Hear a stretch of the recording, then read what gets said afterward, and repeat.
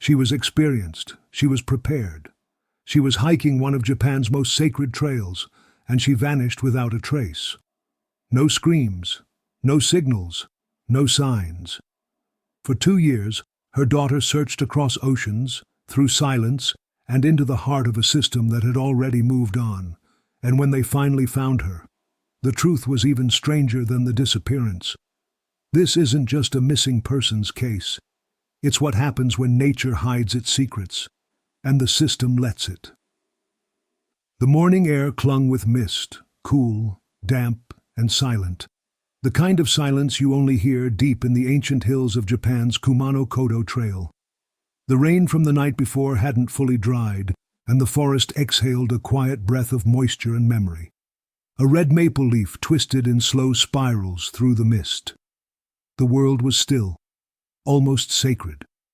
And somewhere along that path walked a woman named Patricia Wu-Murad. She had left the comforts of her Connecticut home to walk these sacred mountains alone, a solo hiker, a mother, a wife, a woman in search of peace. But Patricia would never come home. On April 10, 2023, she vanished. No one saw her slip away. No one heard her scream. She simply disappeared into the silence. Patricia Wu-Murad, or Patty, as her friends and family called her, was the kind of woman who brought warmth into a room. A devoted wife, a loving mother of 3, a seasoned hiker who cherished nature and solitude. She wasn't impulsive, she wasn't careless, she was careful, precise. She double-checked her plans, made lists, left notes. That's what made what happened so unexplainable. At 60 years old, she was healthy, energetic, and experienced in outdoor hiking. She'd walked trails in Taiwan. She had explored difficult terrain in the U.S. She knew how to respect nature, how to read a map, how to listen to her body. She wasn't chasing adrenaline, she was chasing clarity, solitude, something spiritual. Japan had called to her like a quiet whisper, and when her daughter pushed her to finally take the trip she'd dreamed of, Patricia said yes. She flew to Osaka on April 5, 2023. The Kumano Kodo Trail isn't just a hike, it's a pilgrimage. Winding through the Kii mountain range in Wakayama Prefecture, it is ancient, revered, lined with mossy shrines, weathered stone steps, and the whisper of 1,000 years. Samurai once walked these paths, so did emperors and monks. Patricia was walking a portion of the Nakaheichi route, a segment known to be challenging but well marked. It connected isolated villages and sacred temples. The paths often narrowed into crumbling ledges along steep mountainsides, and the weather could shift from sunshine to storms in minutes. She had mapped it all out. April 9th, she stayed in a local guest house in the village of Takijiri. The next morning, she was scheduled to hike roughly 13 kilometers to her next lodging in the village of Tsugizakura Oji. She never made it. Patricia set out early on April 10th. The weather was cloudy, misty. She was seen at a small shop in town, cheerful and smiling. Locals remember her saying how excited she was. A few hikers passing by later recalled seeing a woman matching her description ascending into the tree-lined trail, light blue rain jacket, dark pants, hiking boots, and a large black backpack. It wasn't supposed to be a dangerous hike. But then, she was gone. That evening, the innkeeper at the Tsugizakura guest house waited. And waited. By sundown, he realized something wasn't right. He tried to contact her. No answer. He called the police. Patricia's family was notified. That's when the horror began. Back in the U.S., Patricia's daughter, Kathy Wu-Murad, was the first to feel the dread settle in. Her mom had always stayed in touch. She checked in by text, sent selfies, even shared food photos. That day, nothing. No texts, no status updates, no "I made it," just a void. Kathy called the lodging house, then the embassy, then the Japanese police. And when the answers didn't come fast enough, she did something many would never have the strength to do. She booked a flight, packed her bags, and flew across the world to find her mother. "I knew something was wrong," Kathy later said. "My mum doesn't disappear." When Kathy landed in Japan, she found herself in a nightmare maze. A system tangled in paperwork, language barriers, slow response times, and cultural formality. She wasn't met with urgency. She was met with protocol. The local search teams had started basic efforts. A few drones, some officers scanning the trail with binoculars. But time was slipping. Hours turned to days, and still no sign of Patricia. The terrain was brutal, steep, wet, dense. Visibility was poor. Trees crowded the trail, and with every passing hour, the chances of survival dropped. Kathy began coordinating her own search. She organized volunteers, printed flyers, and spoke through interpreters. Every inch of trail felt like it might hold the answer, or the ending. But none came. Strangely, there were no clear signs of a fall. No broken hiking poles, no scraps of clothing, no signals from her phone or GPS. Her backpack, which should have contained emergency items, never turned up. Not then. Not ever. It was as if the mountain swallowed her whole. Even experienced searchers were baffled. Patricia hadn't taken an unmarked route. She hadn't ventured off trail. There were no storm warnings, no avalanche, no cliff recorded as unstable. So why couldn't they find her? Was it an accident? Or something else? In the weeks that followed, the community that had once offered gentle help began to grow quiet. Flyers were taken down, interest faded. The police scaled back operations. And then came the whispers. Some said there were caves up there. Others warned of wild boars, bears, even more dangerous creatures, the two-legged kind. A few recalled older stories, urban legends about travelers who vanished and were never seen again. The forest, they said, has a way of keeping things. But Kathy refused to accept that. "My mom was out there," she said in an interview. "I couldn't just fly home without her."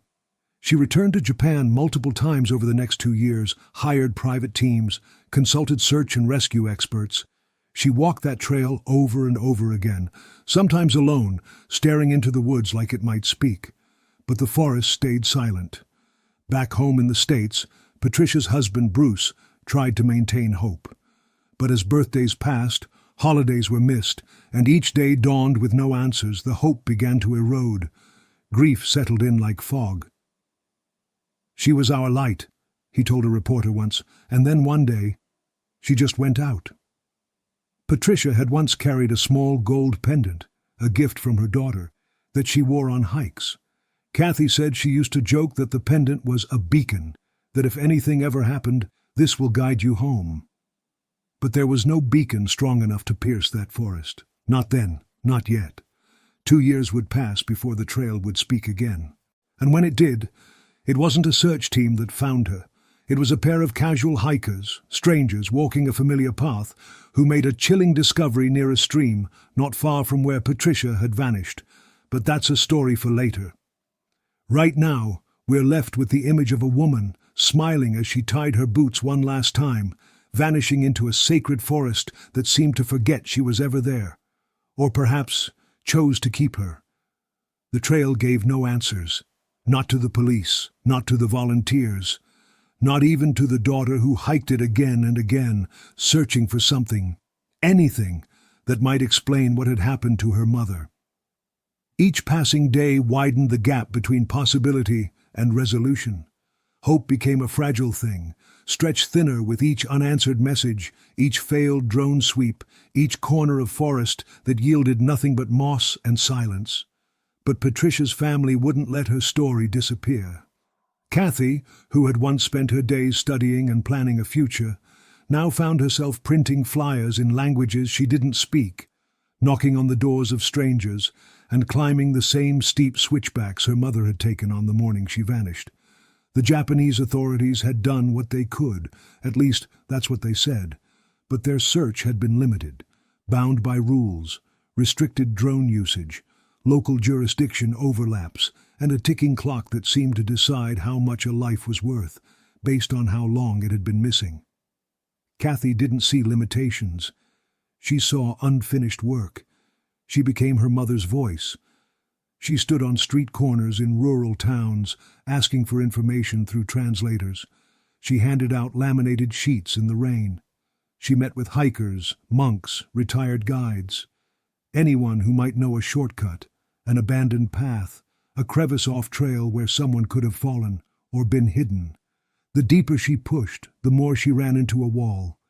The truth was, the longer someone is missing, the quieter the search becomes. And in foreign lands, that silence comes quicker than most are ready for. She kept coming back.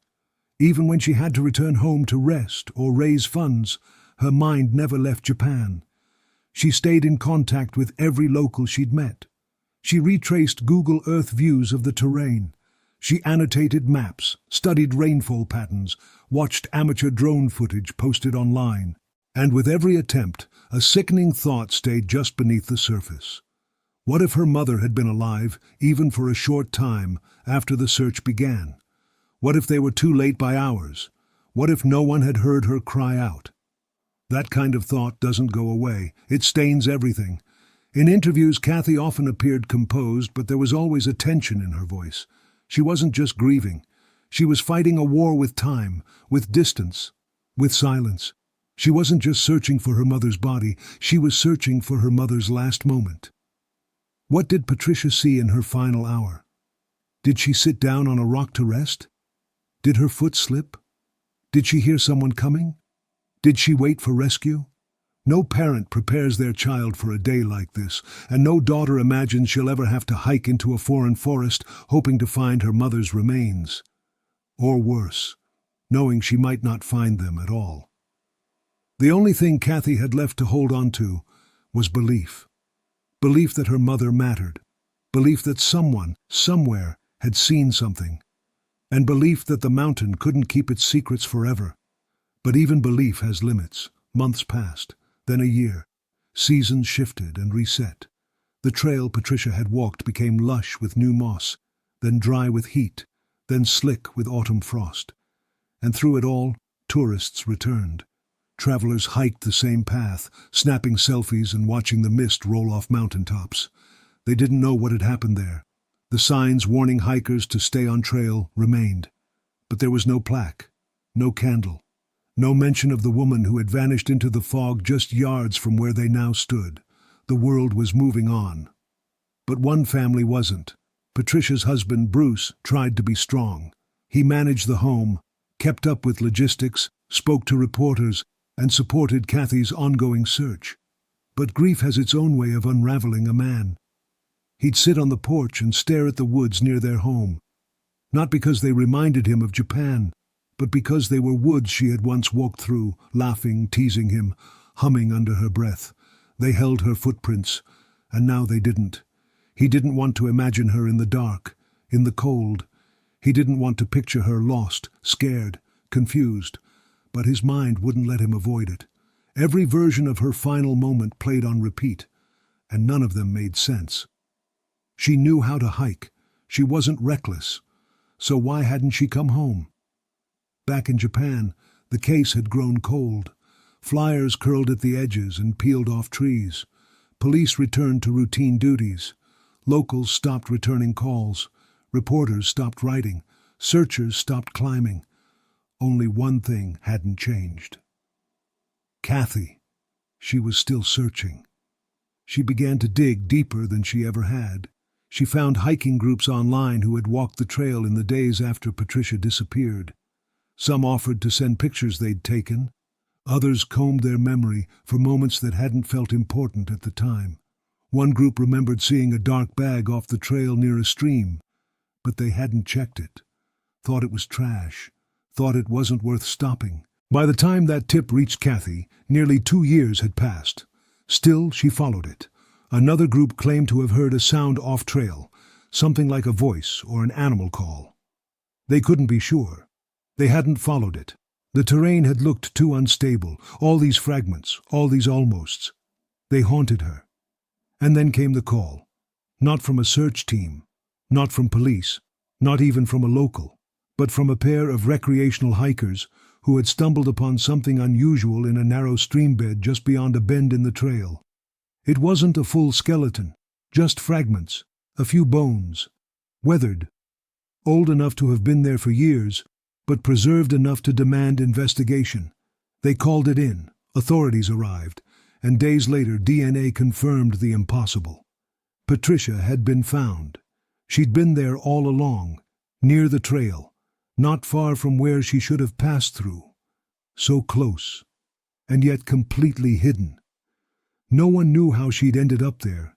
No one knew how search teams had missed her. There were no signs of trauma. Her backpack, phone, and gear were nowhere to be found. No one could say with certainty whether she'd fallen, collapsed, wandered, or something else. All the family received was a location, a stream, a few remains, a silence so loud it hurt. And even that, it seemed, wasn't an ending, because while they had found her, nothing had been answered.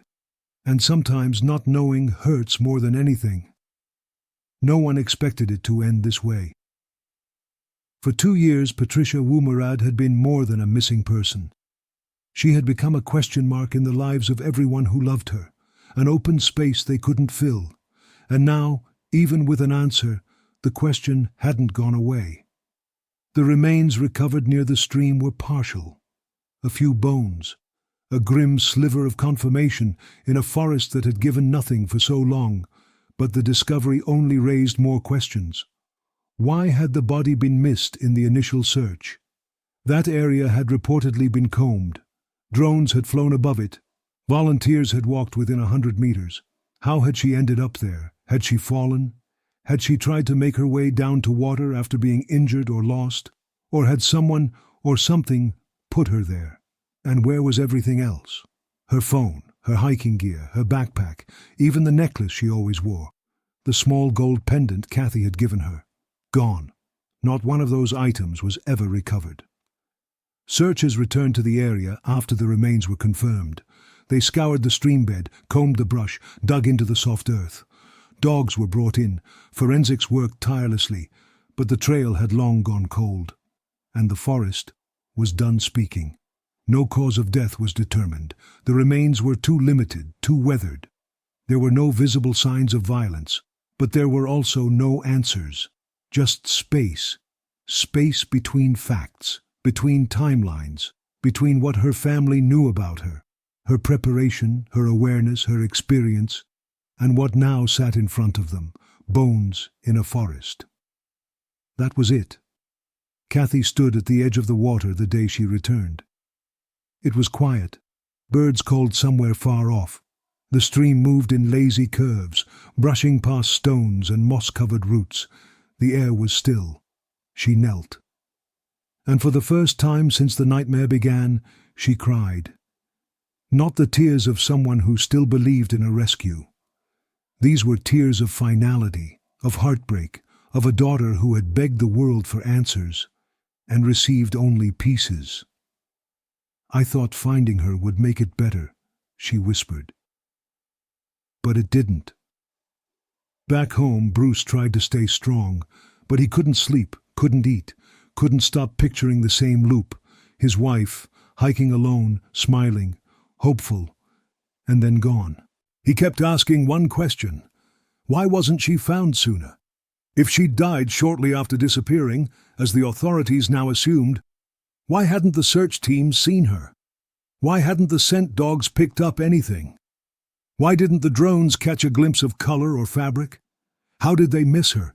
And even worse, what if she hadn't died that day? What if she was alive, waiting, just a short distance from help? That thought would gnaw at him for the rest of his life.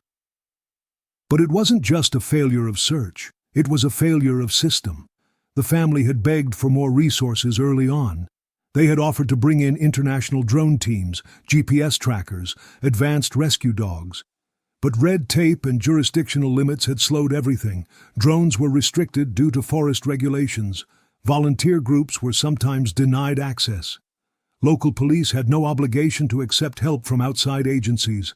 And because of that, because of rules and hesitation and a lack of urgency, Patricia may have died unseen. The Japanese government eventually issued a formal statement. They expressed sympathy. They called the case tragic.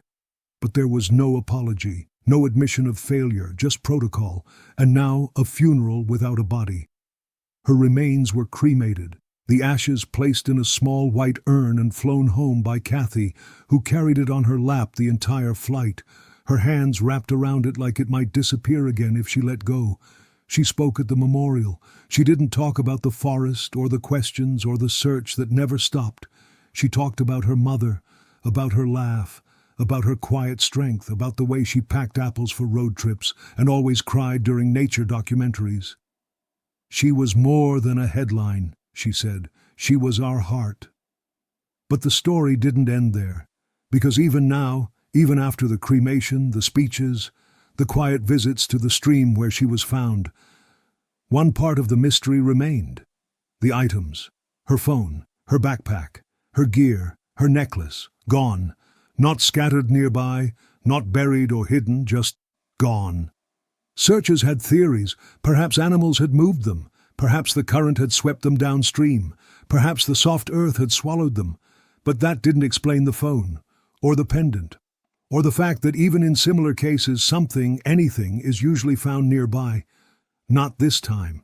And because of that, some refused to believe this was just a hiking accident. Some whispered about foul play, about human involvement, about someone taking something they shouldn't have and leaving no trace. There were no suspects, no evidence of an attack, no clear motive. But then again, there was no proof that it was an accident either. It sat in the middle, like a wound that never healed. Uncertain, incomplete, unfair. The Kumano Kodo trail would welcome hikers again. They'd walk the same path Patricia had. They'd pass the trees she'd passed. They'd step over the same roots, breathe in the same cool air, feel the same stillness. But most of them would never know. They'd never hear her name. They'd never know that just off that path, down a quiet bend near a gentle stream, lay the pieces of a story that had broken a family, challenged a system, and left behind more questions than answers. And maybe that's what made it so haunting. It wasn't the distance she traveled, it was how close she had always been. So close to help, so close to being found, so close to home. Time doesn't heal everything. People say it does because it's the only way they know how to move forward.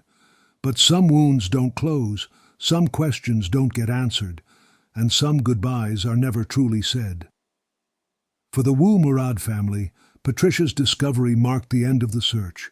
But it wasn't the end of the story, because something still didn't sit right. In the months after the remains were identified, Kathy and Bruce tried to piece together what had gone wrong. They worked with search and rescue experts, combed through reports, reviewed GPS data, weather logs, even seismic records. Every angle was explored, and the more they looked, the more impossible it seemed. Patricia's final location had been near the trail, not off-grid, not in some deep ravine or hidden cave. She had been close enough that any well-organized effort could have found her, should have found her. So why didn't they? It became clear. The initial search was too shallow, too small, and too delayed. By the time urgency was understood, she was already gone. Some reports later revealed that certain sections of the trail weren't searched at all, due to poor visibility, local access restrictions, or assumptions about her route. Other searchers had believed she may have deviated far off course. She hadn't. She'd stayed near the path, the same path she had studied, mapped, and prepared for months in advance. Her instincts had been right. It was the system that had failed her. And yet, what haunted the family more than any missed opportunity was the possibility they couldn't prove. That Patricia had not died alone by accident, but may have been victim to something more sinister. There were murmurs, rumors, passed quietly between hiking guides and rural villagers, stories of tourists who had gone missing in the past, unsolved cases, unreported deaths, incidents dismissed as wandering off, that had deeper shadows beneath them. But no one spoke publicly. No one had proof. And Patricia's case had no evidence of foul play, so the whispers stayed whispers. Still, the absence of her belongings, especially her phone and pendant, was chilling. Scavengers don't take phones. Nature doesn't hide necklaces.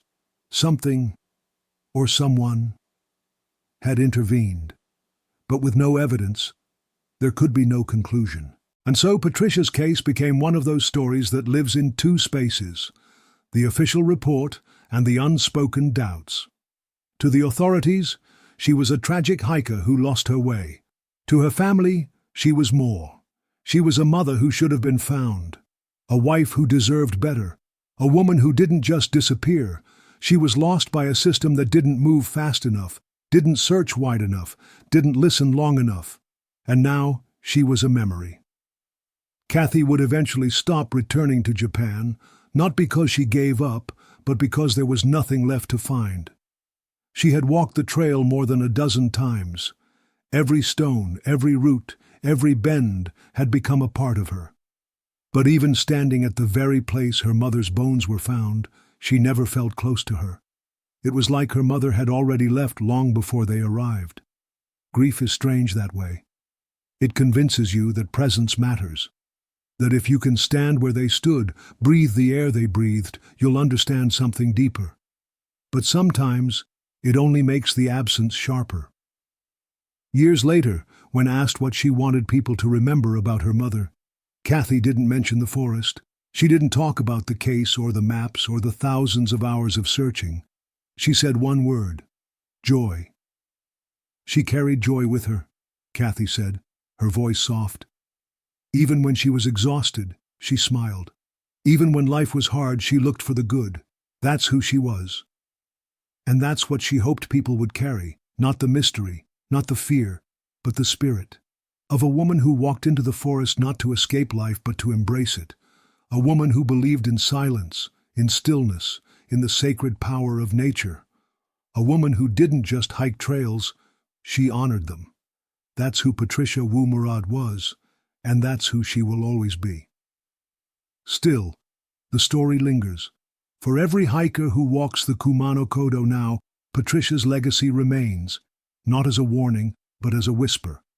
A reminder to stay aware, stay prepared, and stay human. The trail has its secrets, but the people we love deserve to be found. And Patricia's story, whether accident or something darker, is not just a mystery. It's a mirror. One that reflects the power of a daughter's love and the terrible cost of silence. Sometimes the mountains don't echo. Sometimes they absorb. They take in the footsteps, the cries, the desperate calls, and say nothing back. Patricia Wu-Murad didn't just vanish. She became part of a silence that stretched across countries and years. Her family never gave up, even when the world stopped looking. And what they found wasn't just her remains. It was the quiet failure of a system and the haunting truth that some answers come too late. But this story doesn't end in the forest. It ends with the people who remember her, with those who still ask questions, and with those who believe that even in silence, the truth deserves a voice. If this story moved you, don't just watch and walk away. Subscribe, share, and remember Patricia, because the missing deserve more than a headline.